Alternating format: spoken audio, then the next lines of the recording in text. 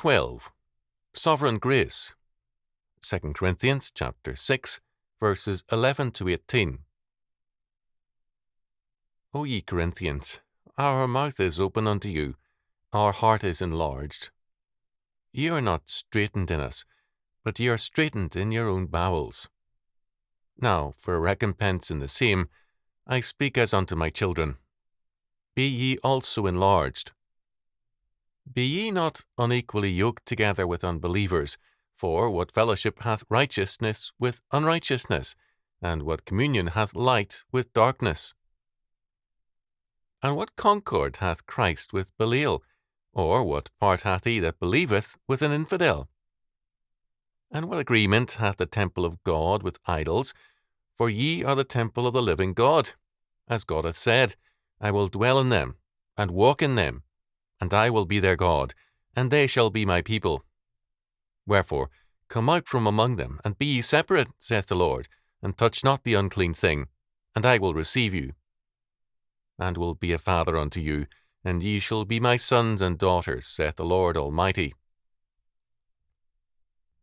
1 and 2 Corinthians are perhaps the saddest two books of the Bible.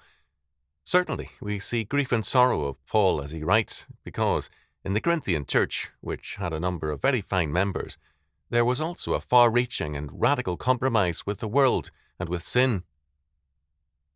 We do not take our lives, add Christ to them, and then all is well. Rather, we are totally uprooted in all that we once were. We are made a new creation by God the Father and Jesus Christ, his Son. In September 1935, I was a second-year college student. I took my first philosophy course, and it was about Plato. In fact, the whole course was an analysis, sentence by sentence, of Plato's Republic. The professor felt that the Republic was basic to an understanding of the modern mind. As the professor said at the onset, Plato represents the Greek hope, the Greek ideal. In the Republic, through reason, men develop, outline and advocate an ideal republic which will solve all man's problems. The Republic was to instruct us in what could be done. The goal of Greek thought was, as has often been said, the good, the true, and the beautiful. Paul never talks about the good, the true, and the beautiful. He contrasts the Greek triune concept to the Trinity, God the Father, God the Son, and God the Holy Ghost. In terms of the Greek ideal, what did you do to obtain salvation, or peace, or happiness, success, etc.? You worked. You strove with all your heart, mind, and being to develop these. In outlining the Republic, Plato, as against the biblical doctrine of the kingdom of God, is developing the concept of the kingdom of man, the ideal, the marvelous social order that man can build. Against this trinity of the good, the true, and the beautiful, you have the Father, the Son, and the Holy Ghost. What is required to achieve the Republic of Plato, or the good, the true, and the beautiful, is works. But what is required to achieve the kingdom of God? Grace. Grace. What Paul gives us is the contrast between works and grace. Then and now, too many ostensible converts confuse the two realms and assume that their works can produce the consequences of grace. Scripture never despises works when works are the result of grace, but it is radically opposed to man's priority. God's grace is prior to our works. This is what stands behind the opposition to Paul. He was undercutting the priority of works and, implicitly, the genuineness of the faith of many Corinthian churchmen. In this conflict, Paul in 2 Corinthians chapter 6, verses 11 to 13, tells the Corinthians that he is writing to them frankly. They are hedged in by their own beliefs, not by Paul. By denying God's law on fornication, for example, they were setting aside both law and grace. If the law is not taken seriously, neither can grace be. Freedom from the law is freedom also from grace. The problem has been that, both in the Corinthian church and ever since in the church, the Greek ideal and the biblical one have been confused. They have been merged. I had in Plato's Republic a humanistic statement of faith. But one has only to go through a mass of really sickening literature to find that Plato's Republic has too often been an ideal for Christians, so-called. Paul is insisting that there is a clear line of division. You do not merge the two. It is either faith or works, either the grace of God or the ability of man. Paul begins by saying to the Corinthians, O ye Corinthians, our mouth is open unto you, our heart is enlarged. Verse 11. What he tells them, put into modern language, is, I am in grief and sorrow over your waywardness. You are not concerned about me, but I am concerned about you, because you are pursuing a course of compromise which really denies the gospel. Then he goes on to say, Ye are not straitened in us, but ye are straitened in your own bowels. Verse 12.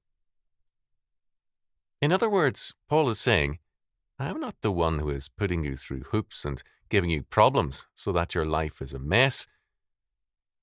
But your troubles begin right in your own being, because you are confusing two different faiths. You are trying to see Jesus Christ as a fulfillment of all the pagans wanted. He is the antithesis.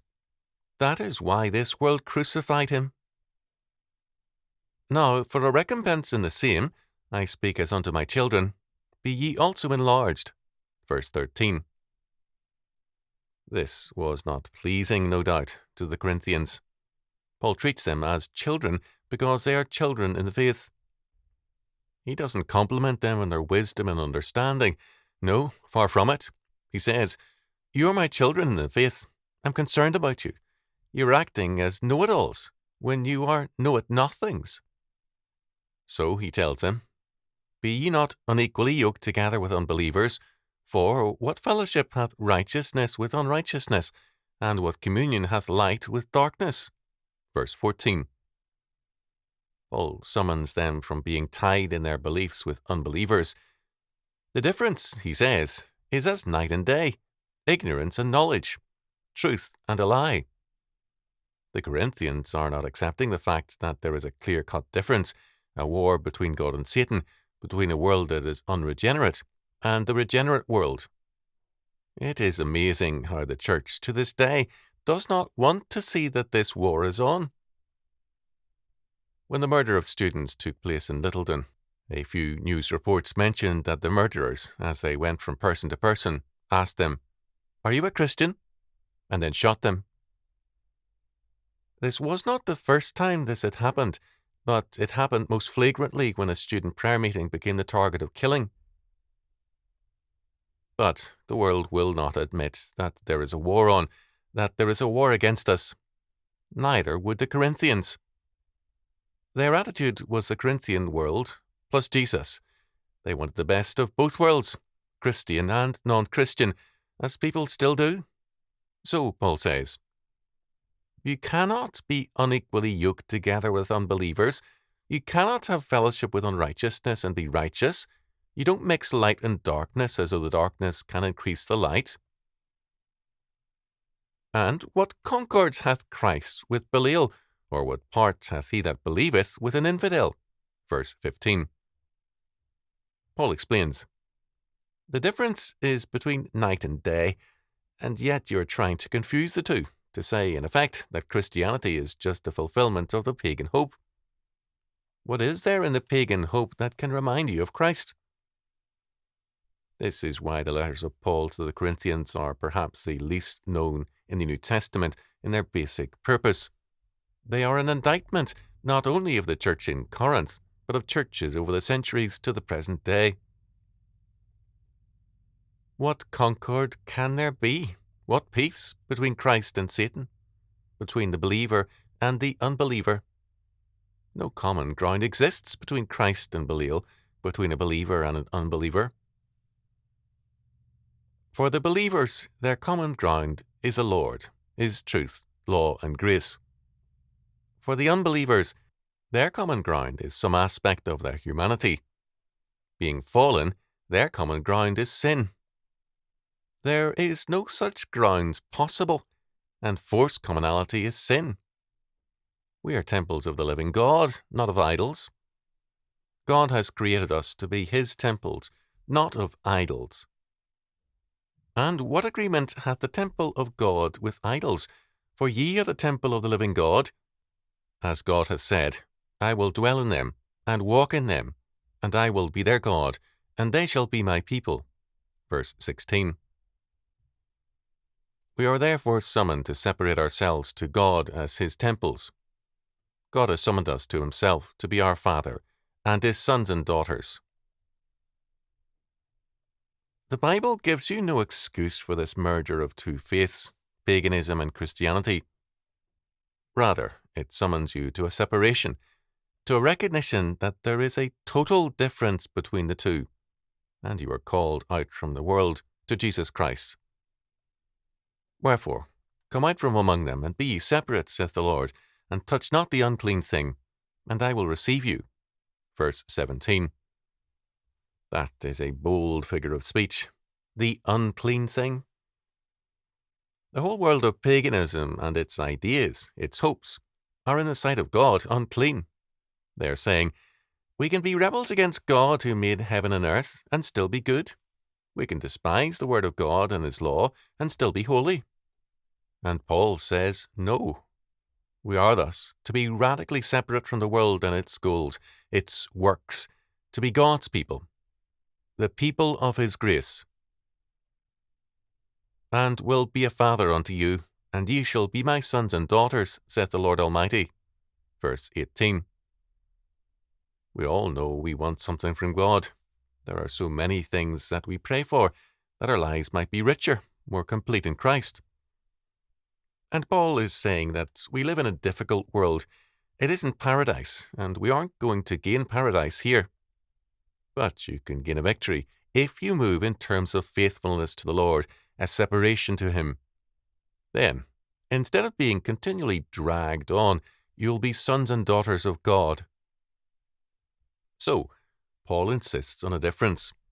We are not to live in terms of humanism, Greek philosophy with its good, the true, and the beautiful, but in terms of the grace of God. It is not what we do or can do, but what he has done and will continue to do in us. The difference is enormous.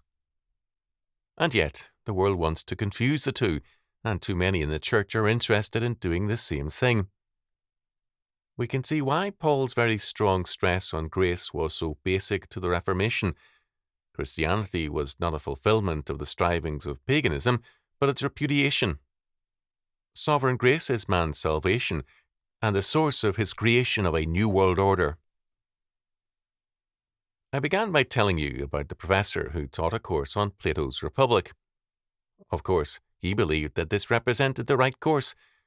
It was amazing to me, both in that course and in subsequent courses, how many people who were professing Christians were in that class and others like it. They professed a great admiration for Plato and what he hoped to accomplish. If you told him, as I was insistent on doing, Plato was a degenerate, he was a flagrant homosexual, as was Socrates, why look to these men for wisdom. They would brush off anything I said as though, well, it was a different culture, different standards, and the world is still doing it.